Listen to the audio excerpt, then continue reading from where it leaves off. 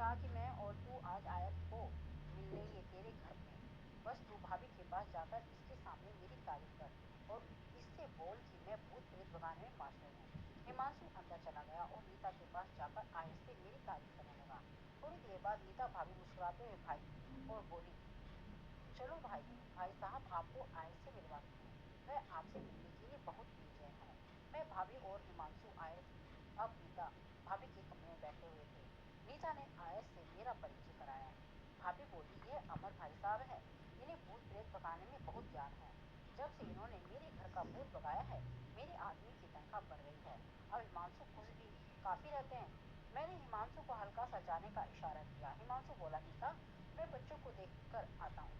हिमांशु के जाने के बाद नीता बोली, आयत जो रात को मुझे भूत तंग करता था ना, जैसा कि मैंने तुझे बताया था, वह भी इन्होंने आज भगा दिया है। बस एक बार इन्होंने कुछ मंत्र पढ़े थे।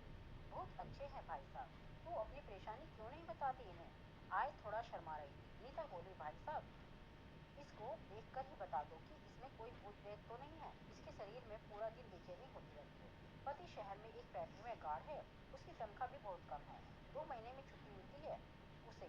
इसको चेक करके बताओ, इसके अंदर तो कोई भूत प्रेत नहीं है। नीता बोली, आयत सलीमी है, वो मेरी तरह नहीं कर सकती, लेकिन आप देखकर ही कुछ बताओ। मैं तो चुप सा रहा।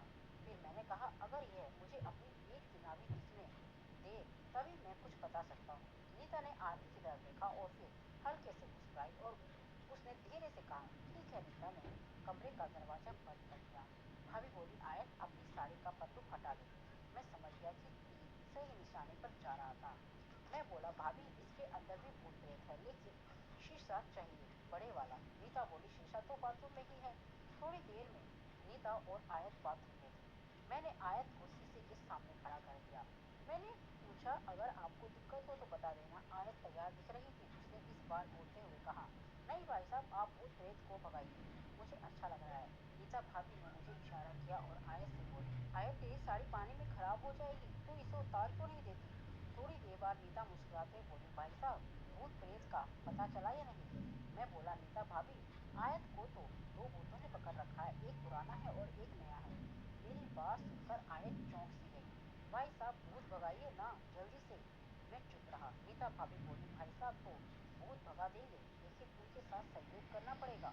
आयत बोली, अभी भूत कितनी देर में भागेगा? इसने मेरे अंदर बेचैनी बहुत ज्यादा कर रखी है। जल्दी से भूत को भगाओ, मुझे बहुत शर्म आ रही है।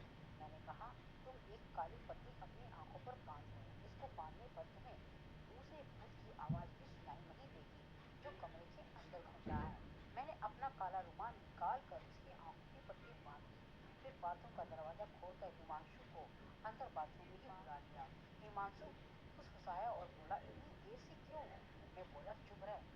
मैंने उसको इशारा कर दिया चुप रहने के लिए। थोड़ी देर बाद हिमांशु बहुत खुश था। अब वो दरवाजे से बाहर चला गया और मैं आयत के साथ अपना काम किया। हिमांशु के जाने के बाद मैंने भाभी की पट्टी खोल दी और बोला, अब आपके दोनों भूत भाग गए हैं।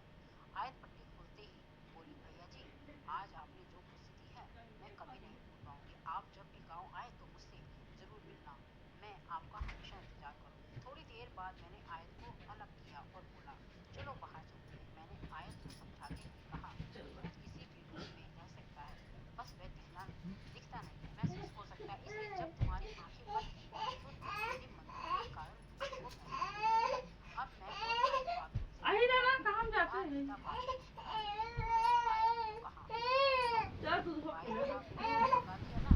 आयत मुस्कुराती हुई बोली, हाँ भाई साहब ने बहुत अच्छे से भूत भगाया है। आयत ने दूध पी अपनी ले।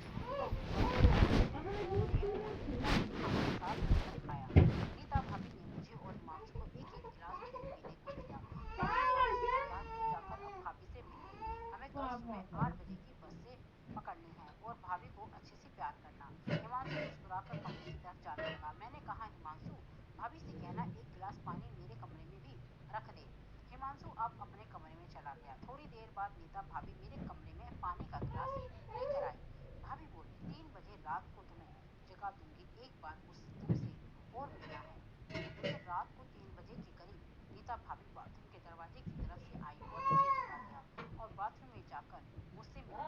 बाथरूम में हम दोनों ने अपना काम पूरा किया। इसके बाद हम लोग फिर अपने कमरे में चले गए। सुबह 5 बजे मैं और हिमांशु खेतों में घूमने गए, जहाँ पायल और उसकी भाभी से मिले, क्योंकि हम लोगों को 9 बजे बस पकड़नी थी। इसलिए हमने पायल और उसकी भाभी से ज़्यादा देर तक बात नहीं की और मैंने वादा किया कि अगली बार जब आऊँगा तो आपसे ज़रूर मिलूंगा। हिमांशु भी मेरे भूत प्रेत भगाने की कला से काफ़ी प्रभावित था। हम लोगों ने महीने में एक बार गांव आने का प्लान